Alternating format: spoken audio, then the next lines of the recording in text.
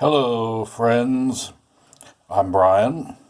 Some of you know me, some of you don't, and today I'm going to show you my goodies. No, not those goodies, you naughty people. The goodies I've collected over the years, most of them relatively recently, but they're cool stuff, and so I'll show you what I got. Here's the Hall of the Ancestors, yes. But I'll start with, well, my player piano roll collection and some phonograph records down on the bottom, and a few books. Most of them are stuff I use in my daily work, but there's this guy, and I've got the top off for a couple of reasons. One of them practical and one of them is sort of aesthetic. The practical reason is that it makes it easier to adjust the mechanism as needed. The aesthetic is because it's just kind of cool to look at.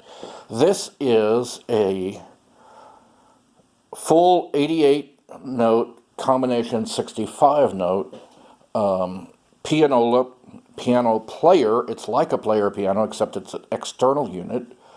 It will play both 88 and 65 note rolls. I'll show it to you. I've got a roll loaded on it, ready to go.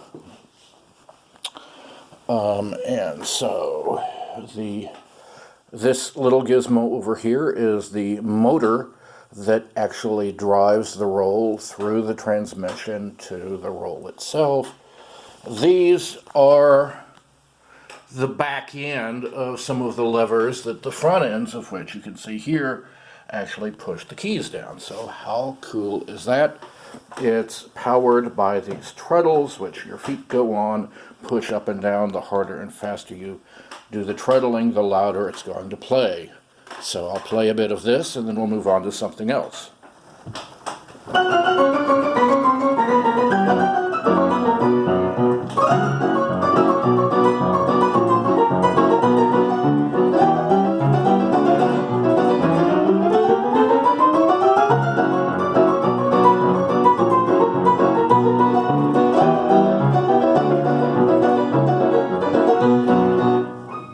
So, yes, some of you may have wondered, why is there a pencil stuck in the key of the piano? Well, I should take this opportunity to tell a little bit about this piano itself. This is probably as good close as I'm personally ever going to get to a piano with a direct connection to the ragtime composer Scott Joplin, who is represented in this lovely little plushy doll. In 1905, Scott Joplin published 3 pieces with the T. Bonson Piano Manufacturing Company here in St. Louis. And, well, guess what? This is a T. Bonson piano. So why is there a pencil stuck in it? Well, it's because that particular note has an issue. And the easiest way to keep it from sounding is to keep the note from playing, which, guess what the pencil is doing? Yeah, you get it. Yes. On top of the piano, I have some Christmas decorations, a Noel and a Santa and reindeer and sleigh ceramic. These were purchased by my parents shortly after they got married. They got married in 1956. I believe these are from before 1960, or possibly around 1960 at the latest. So moving on to other things, this is one of my newest kind of cool finds. It's a player piano demonstration kit, basically, from the 1970s. The old Aeolian American company was selling player pianos at that point in their retail stores. And I assume that this is something they sent out to the stores so that they could in turn sell pianos and rolls more easily. But it's got kind of an interesting, it's got inside, it talks about the various types of music you can get on player piano rolls, and I think it's interesting. You've got, for blues, you've got the old piano roll blues, and then look at this, the teen current craze. is The Entertainer, Scott Joplin, 1902. But also contained in here, and I'll put this lid over here for a second, are some sing-along sheets. You see, with the lyrics to roll songs and the roll numbers to go with them. There's also a monthly roll bulletin from QRS from winter 1977, featuring Popeye giving Olive Oyl a player piano for Valentine's Day. So, yeah. You know how to please your girl. Give her a player piano. Just pick it up and bodily give it to her. And then, of course, the rolls that came with it, the same 4 that are advertised in the lid. So that's actually, oh, and of course, the original foam stuffing. Very important feature.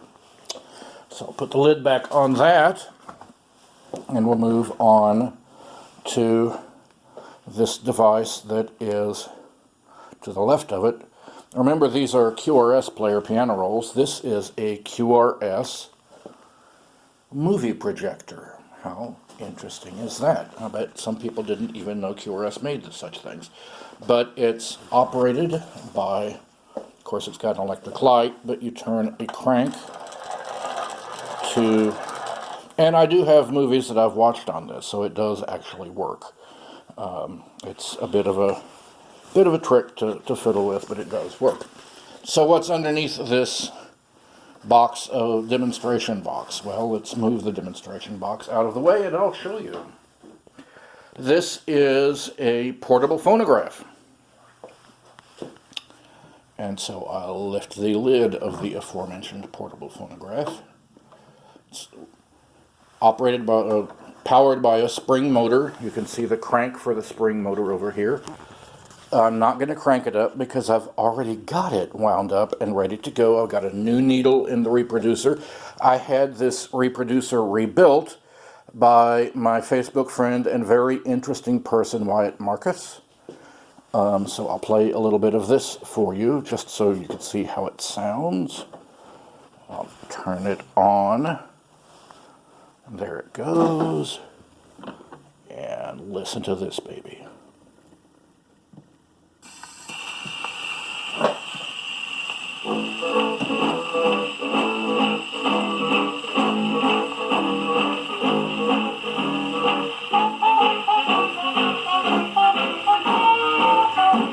It's got a volume control.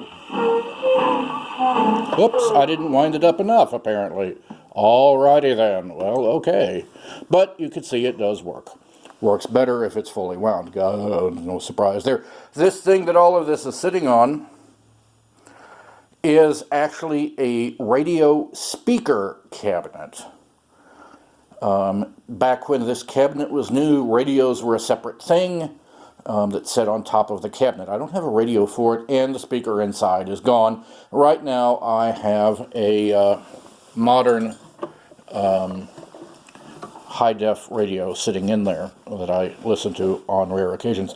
That thing sitting underneath it is actually one of the legs for the piano. When I got it, the leg was off, and it's going to take some work to get it back on, but it'll go. It's just fine. It's just resting there comfortably.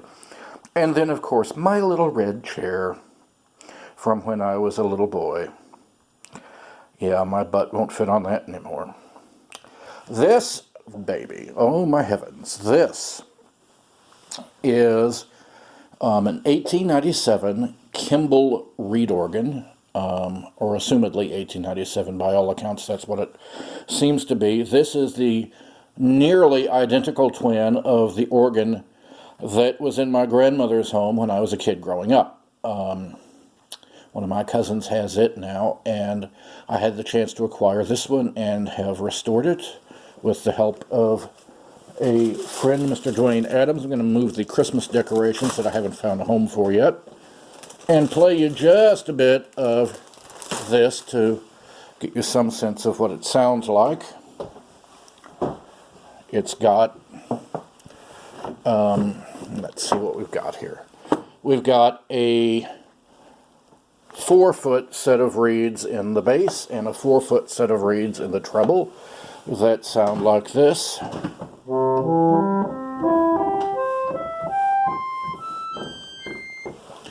turn those off, we've got an 8-foot set that sounds pretty much the same except an octave lower.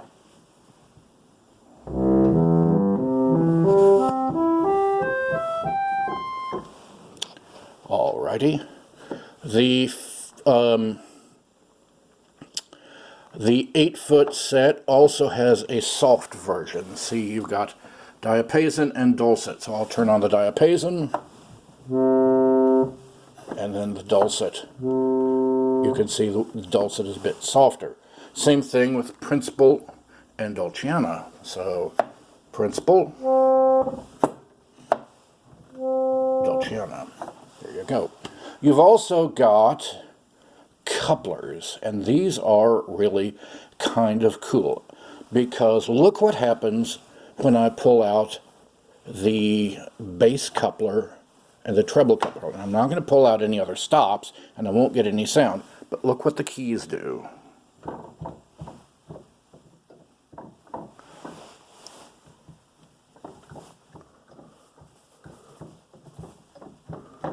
They let you play one note as well as the note an octave above or below it. So if you pull on the, lets me pull on the diapason and the melodia, the full 8-foot stops, and you get, and well, here's without the couplers, and here's with. Kind of cool. And so, yeah, I've also got a Celeste of the 8-foot, this called cello, so listen to this, and then you add the Celeste, and you get a different sound. Lovely, isn't it? So, moving on, I've got various and sundry doodads on the organ, some ceramic things Mom painted, a statue that has a lot of significance in my father's family, a mechanical teddy bear of Mom's, and the ubiquitous tulips. If you don't know the joke, you don't need to know the joke. If you do know the joke, you know how evil I truly am. I've got some more stuff over here.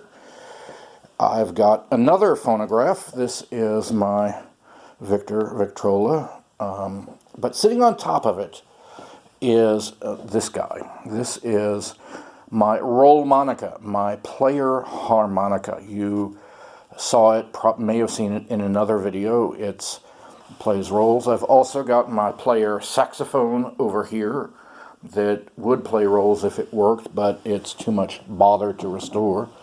The Victrola also works. I have fully wound this spring, so we should be in business. It's got a tune ready to go here as well. So, Paul Whiteman number.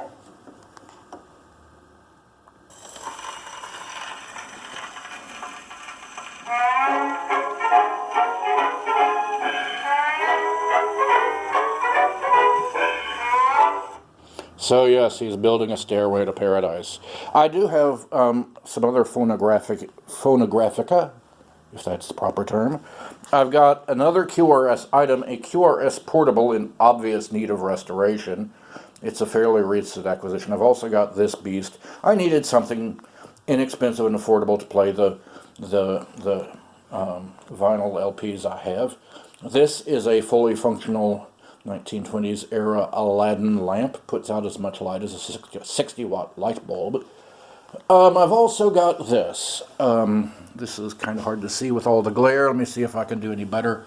It's Letterhead from the Connerized Music Company, manufacturer of Connerized rolls for player pianos.